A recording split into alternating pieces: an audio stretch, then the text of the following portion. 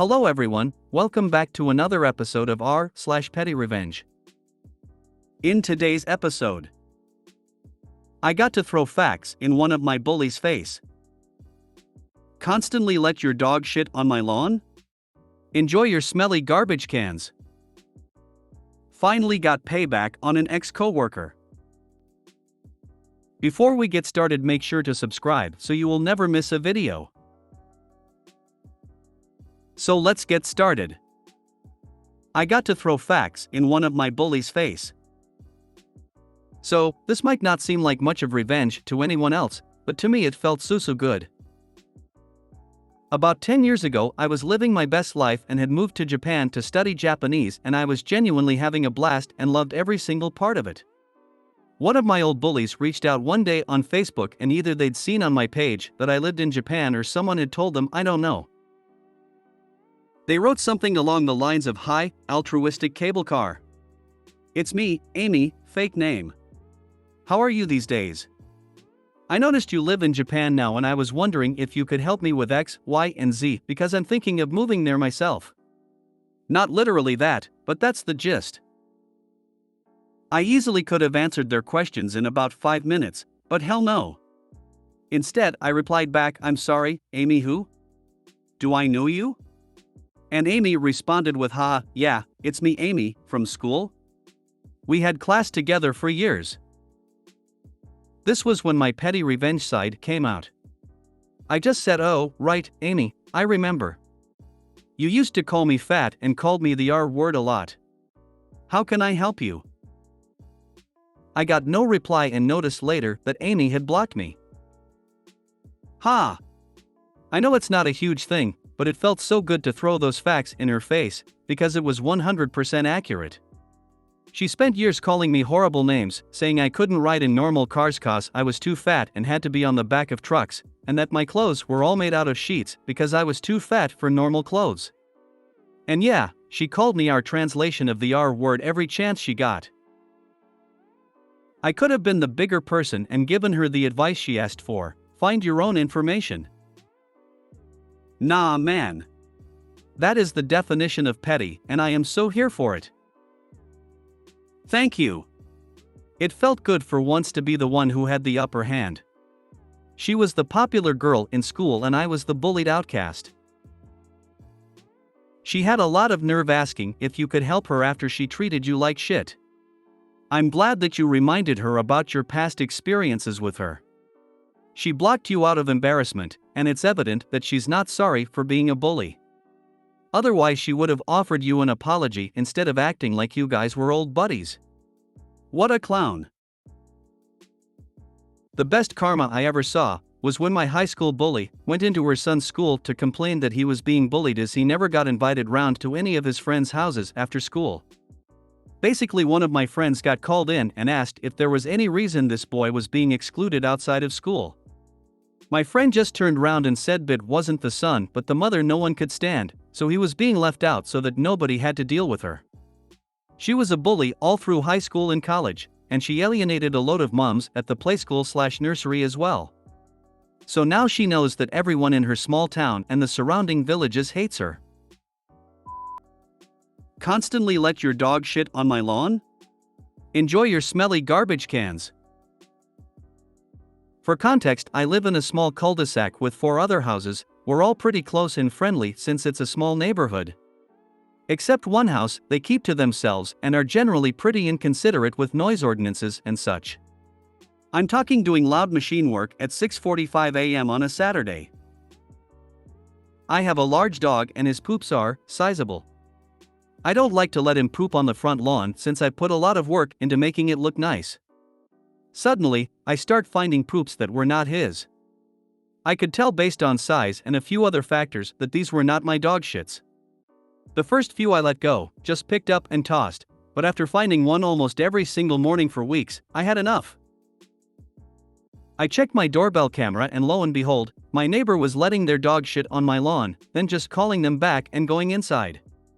The final straw was watching their dog dig into my flower bed, which I had previously attributed to squirrels or rabbits since we have a lot in our area. I tried speaking to them about it a few times, but they actively dodge interactions with all the other neighbors in our cul-de-sac. I go outside while they are washing their car, they drop the hose and go inside for a while.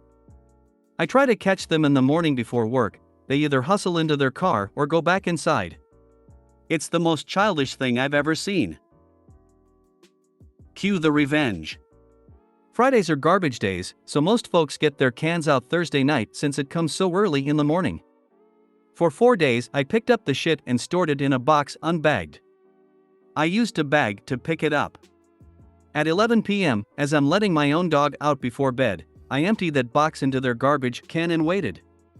Our local municipality has strict rules on animal waste, namely that it must be bagged. I work from home, so I knew I'd see that pickup happen. The can was pulled over, and once they flipped back the lid to get it into the truck, that worker immediately closed it and slapped them with a fine for unbagged waste. It likely won't stop the pooping, but the revenge was sweet. Edit, fixed the typos. Clearly, I was still writing that poop fueled high. Print out stills of your video evidence and publicly shame them, flyers, etc.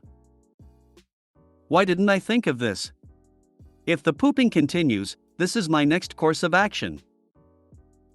Keep collecting it and, when you have a sizable pile, just dump it all directly in front of their front door. I'm of the petty type that will go outside when they are washing their car and then drop the hose to run inside, that their car is now coated with dog poop, but hey, that's just me. Finally got payback on an ex-coworker. This was few years ago, but it ran across my mind today for some reason. When I was 20, I started a job as a teller at Wells Fargo. At the specific location, it was a trailer, or that's what we called it anyway. Just picture a super long skinny building. Also, this was only for drive-through, it was located next to the actually bank. This drive-through had 8 drive-ups and 2 pull-ups for merchants. The merchant pull-ups were literally on the building and the others were in front. Picture a Sonic fast food place. 4 of the drive-ups were on one side of the trailer and another on the other side. It took at least 5 of us to man this on a slow day. Well, one day my boss let everyone got to lunch at once except for 3 of us. Myself, Kim and Jessica. While my half of the trailer, where I was completely by myself, had to man the 4 drive-thrus and the merchant. If you know, doing the merchant is time-consuming.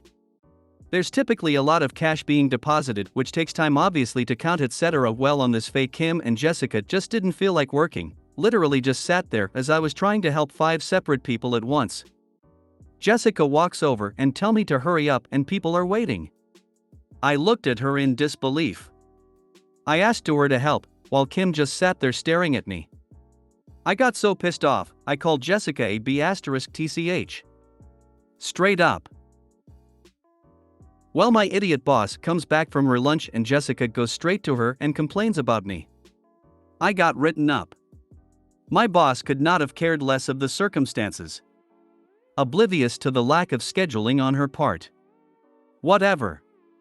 Anyway, I ended up getting fired because Jessica just couldn't let it go. She was traumatized.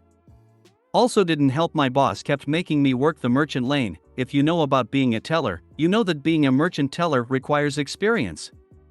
This was my first teller job ever. Okay, so the fun part. Years later, I opened an account at a local credit union. It was just an account for fun money.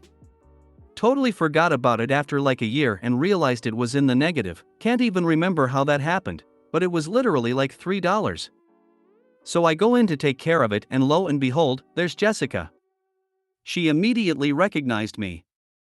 I go to the counter and another girl pulls up my account. I immediately tell her why I'm there, of course. Well, Jessica sees this as an opportunity to embarrass me. Also, there's at least 4 other account holders in the small lobby. The teller that's helping me had to call a number to reset the account. Well, Jessica walks over, leans over this girl and loudly says her account is in the negative, she needs to pay that first, and then glares at me and smirks. Oh hell no. So I let the girl finish the call and get things squared away. Get my account to like a $100 balance. No much, but again, this is just my fun money account. I head out the door, and if damned be me, I run into the branch manager. I tell her about Jessica and that I was considering closing my account over it. Well, about 2 hours later, I get a call from the branch manager, and she apologized profusely and told me Jessica had been let go because it wasn't the first complaint about her and not the first time she had been unprofessional. Having been a drive-through teller with 3 lanes and 3 other tellers right next to me who never helped, I feel this in my soul. Not direct revenge, but when I left the bank, I heard a number of local small business owners left the bank too. Apparently, I was the only thing keeping them there. I've worked at 3 different banks. There is always at least 2 other tellers that are always too busy balancing their drawer every half hour to get out of actually working. I hope Jessica knew it was you, lol. The universe blessed you with a totally random interaction with the asshole that burned you before, and when she tried to burn you again, you hit her with the Uno reverse. Well played. If you made it to the end of the video, thanks for watching. Don't forget to like, subscribe and share, and we will see you in the next video.